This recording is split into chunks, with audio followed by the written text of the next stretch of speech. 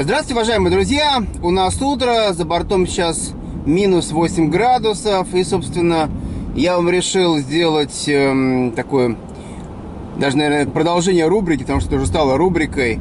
Включение из обычного утра, из обычной квебекской жизни. Собственно, у нас первый Tempête de Neige, что называется, снегопад. И, собственно, я вам решил показать, как выглядит утро, как машины ползут и как работает радио в плане того, о чем говорят утренние новости. Наслаждайтесь, небольшое такое видео с небольшим погружением в реальность. Moi, je trouve que je suis content d'avoir cette nouvelle-là. Je me dis, enfin, là, il y a un peu d'air. On va pouvoir commencer à savoir qu'est-ce qui nous arrive au niveau médical. Puis, comme tu dis, aussi, ce qui est intéressant avec un médecin, c'est de pouvoir, des fois, discuter avec lui de ce qui se rapporte à nous. C'est-à-dire que son diagnostic, on en comprenne suffisamment pour dire, ouais, tu sais, pour discuter d'une méthodologie pour guérir, parce que tu vas généralement là, parce que tu... Et tu vois, comme il y a un débat sur, pas un débat, il y a une prise de position sur l'examen annuel. Le Collège des médecins dit, par exemple, c'est pas nécessaire qu'il y ait un examen tous les ans. Mais ça, c'est en train de mondialement se développer. Oui. L'idée que c'est de l'argent à gaspiller. Oui. Puis qu'on devrait prendre le temps des médecins pour des gens qui sont malades, puis pas pour les gens qui... bon.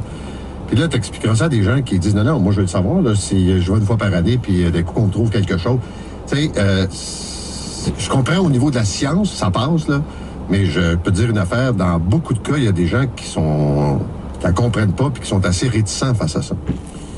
Ben moi, je pense qu'une des raisons pour lesquelles les gens ne comprennent pas, c'est qu'ils sont assez peu informés de leur état de santé. Tu sais, on parlait de s'auto-diagnostiquer, ce qui pourrait être un cas. Mais il y a l'inverse aussi. Il y a l'absence de connaissance de comment toi tu fonctionnes. Parce que si tu attends d'avoir un examen médical annuel pour découvrir tout d'un coup que quelque chose qui va pas, il me semble que ta perception de toi-même comme organisme en santé est faible. Et moi, je pense que ces outils-là peuvent nous aider à développer cette conscience-là. En tout cas, si les gens vont sur le web, quand tu prends un médicament, là, puis tu regarderas la pub aux États-Unis, quand ils t'expliquent les effets secondaires, là, c'est presque aussi long la liste des effets secondaires que le message de la pub. Ouais. Tu sais, il y a des gens qui vont être un peu, là, j'ai un début de rhume, est-ce un cancer? Oui. Vous me prescrivez tel médicament, est-ce que c'est vrai que je peux avoir des arrêts cardiaques à cause de ça? Tu sais, ça fait partie de toutes les mises en garde. Ouais. C'est sûr qu'il y a une partie du monde qui oui, ben c'est ça. On en parlait tantôt. Moi, je suis allé des fois parce que je me disais, voyons, cette douleur-là, ça a l'origine de quoi? Tu vas voir sur le web, puis là, tu découvres que c'est peut-être ton cœur qui est en train de flancher, alors que tout simplement, tu as un air qui est coincé. Mais à un moment donné, il faut aussi apprendre à lire ça. Mais moi, je trouve que c'est un outil d'éducation, de réappropriation de sa santé. Je trouve que c'est une bonne idée. Et sur l'informatisation plus générale de tout, Pierre, tu l'as bien décrit, là, ce qui met en réseau, ce qui met en lien toutes les cliniques, l'espèce de... C'est assez facile de penser que l'année, je sais pas ça va être laquelle, 2020, l'année où tout ça va être connecté, c'est la journée où on va dire tout le réseau tout ce qui est information en santé, là, pharmacie, clinique, hôpitaux, patients, tout est connecté, là. Que là, ils vont dire le système est désuet. C'est le support informatique de ça est désuet. Il faut recommencer. Il va y avoir une nouvelle version qui va arriver. Pour recommencer à zéro. Ça, c'est clair et net. Ça, là, le premier dossier santé, moi, j'ai été élu en 94. Là, dans les années suivantes, 96-17, là, il avait été lancé le projet pilote de ça dans le comté voisin de chez nous, à Rimouski. Ça devait être un projet pilote là, qui mène vraiment là, ensuite à dire, bon, ben si ça marche, on le fait pour tout le on le fait pour tout le Québec, puis tout ça. Ça fait 20 ans. Ouais. Ça a coûté jusqu'à maintenant 1,8 milliard l'informatisation du système de santé sous différentes formes. Là. Ceci dit, ce qui est proposé aurait coûté relativement peu cher. Si je m'en fie aux chiffres, ce serait autour de 11 ou 13 millions développés à l'interne. Fait que espérons que le résultat final sera... Parce qu'on a hâte de voir nos résultats. Hein? Moi, j'ai hâte de voir. Ben, on dirait que finalement, là, ça va être amusant. Merci, à demain, 8h56. 1h30 d'attente au Pont-Mercier. Oui, 1h30. Même un auditeur qui me parle d'1h45, 132 vers le Pont-Mercier. C'est lent jusqu'à l'avant à la sortie. 138, c'est mieux parce que vous attendez à la courbe. est très au ralenti à partir de là. La 132 du côté de Candiac à la jonction avec la 30, c'est congestionné. La 10 vers Champlain, tout d'abord entre la rivière l'Acadie et la pesée routière. Plus loin, c'est avant le boulevard Milan. L'entrée de Victoria, c'est du côté de Ville-le-Moine. Jacques-Cartier, Curé-Poirier. La Fontaine, ça commence à Sainte-Julie, c'est sur toute la distance. 132 Est, toujours pour La Fontaine. On est presque à Roland-Terrien et direction sud. À partir de l'autoroute 40, il y a du retard. 40 Repentigny à De-la-Rochelle, 25 Terrebonne, 640. 335 au nord de la 640, 640 ouest, 335 pour l'autoroute des Laurentides. La 15 à Blainville, la 13 à la 640. C'est bloqué dans l'ouest sur la 20 et la 40.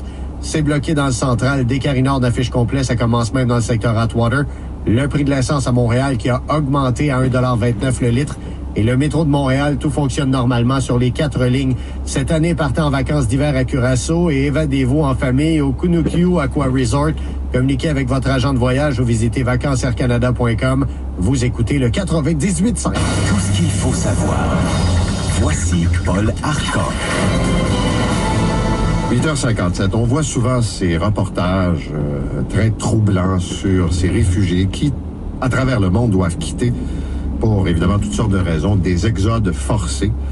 Et il y a des crises qui, malgré l'ampleur, peut-être échappent à, je dirais, l'attention des médias. Vous avez sans doute vu ce mouvement de plus de 650 000 musulmans environ qui ont dû quitter, majoritairement des enfants, des Rohingyas, qui ont été comme ça déplacés.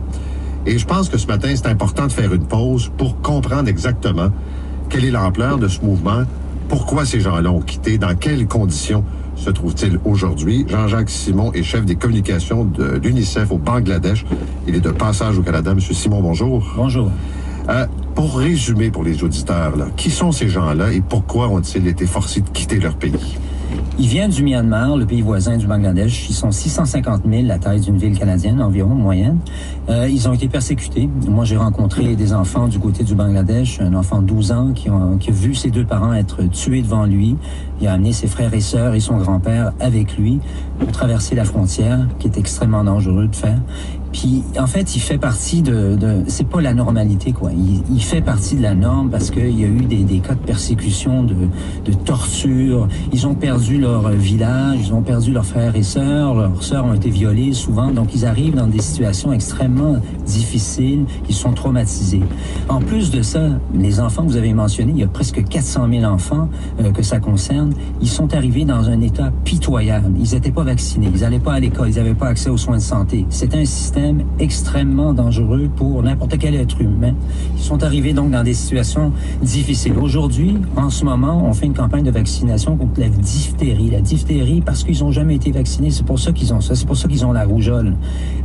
On a vacciné aussi contre le choléra, parce qu'il y avait des risques de contamination du choléra dans les camps. Les camps demeurent un endroit extrêmement difficile à vivre. Ils vivent sous de la tente. Ils ont accès à de l'eau, mais pas assez. Ils ont pas assez de latrines. Donc, l'UNICEF a mis en place tout un système, notamment pour protéger les enfants. Il y a 100 000 enfants qui ont le droit d'aller sous nos tentes, où on peut leur permettre d'être des enfants, de jouer, de faire des dessins. Vous devriez voir les dessins, ce sont des dessins d'horreur, en fait.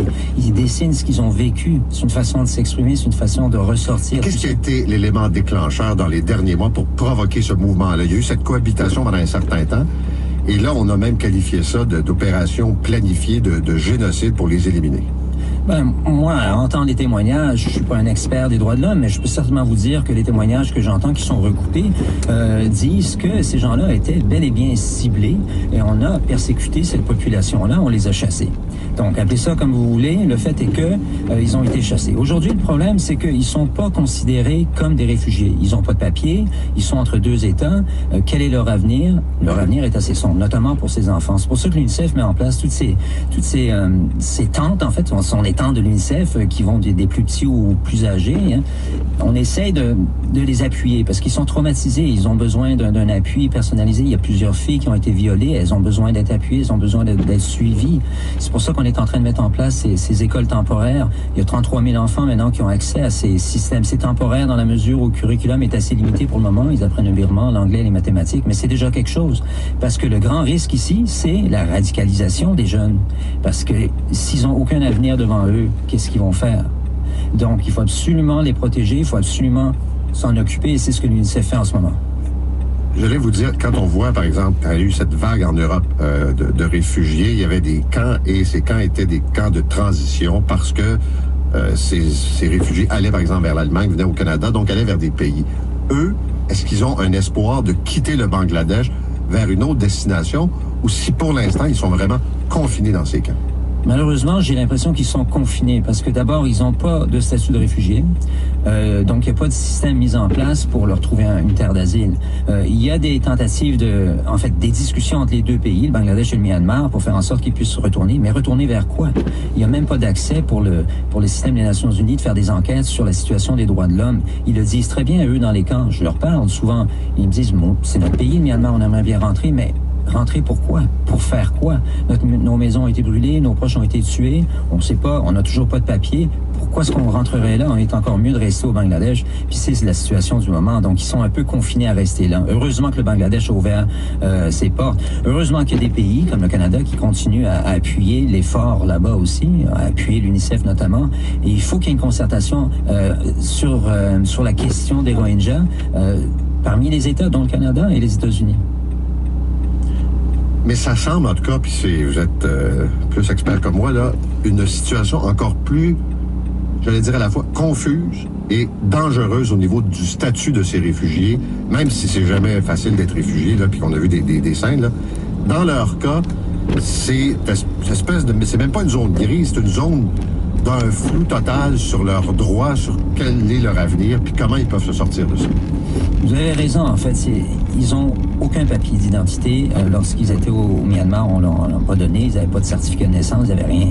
Donc, ils sont arrivés, et encore une fois, on leur donne pas le statut de réfugié, encore moins des papiers. Donc, ils sont dans une situation où ils appartiennent à aucun État, aucun pays du monde. C'est extrêmement difficile, et ils le savent très bien, ils connaissent leur situation. C'est pour ça qu'il faut tout faire pour mettre en place un système pour au moins leur donner une lueur d'espoir. C'est pour ça que nos centres d'éducation, je peux pas les appeler des écoles, parce que c'est pas des écoles à proprement parler, mais c'est certainement des lieux où ils sont protégés, les enfants notamment, les adolescents aussi. Ils sont protégés, ils peuvent apprendre, ils peuvent avoir une certaine forme de lueur d'espoir, ils peuvent avoir une communication avec leurs professeurs. Donc, il faut absolument les encadrer, parce que sinon, c'est presque une bombe à retardement. Ben, c'est ce que vous dites tantôt, là, mais est-ce que vous sentez chez les plus vieux, les ados, entre autres, là, cette espèce de goût de vengeance, une espèce de nécessité de répondre à la mort des parents puis des proches? Pour le moment, on la sent pas. En fait, on sent plutôt un épuisement, ouais, un épuisement, exactement, un épuisement, puis un sentiment d'être dans une certaine forme de liberté. C'est bizarre à dire, mais ce qu'ils ont vécu au Myanmar, c'était l'horreur totale. Quand on écoute ces histoires-là, c'est pas possible en 2017 d'entendre des choses comme ça. Et pourtant, oui, en fait, c'était un régime de terreur, et ils ont vécu la terreur. Donc, quand ils sont au Bangladesh aujourd'hui, ils se sentent dans une quasi-liberté, ils se sentent mieux. Combien de temps ça va durer, j'en sais rien. M. Simon, merci d'être venu ce matin. Merci pour ce que vous faites. Et évidemment, les auditeurs peuvent soutenir l'UNICEF dans ces opérations qui sont prioritaires, évidemment, pour ces gens qui sont dans une telle situation. Merci beaucoup d'être venu. Merci.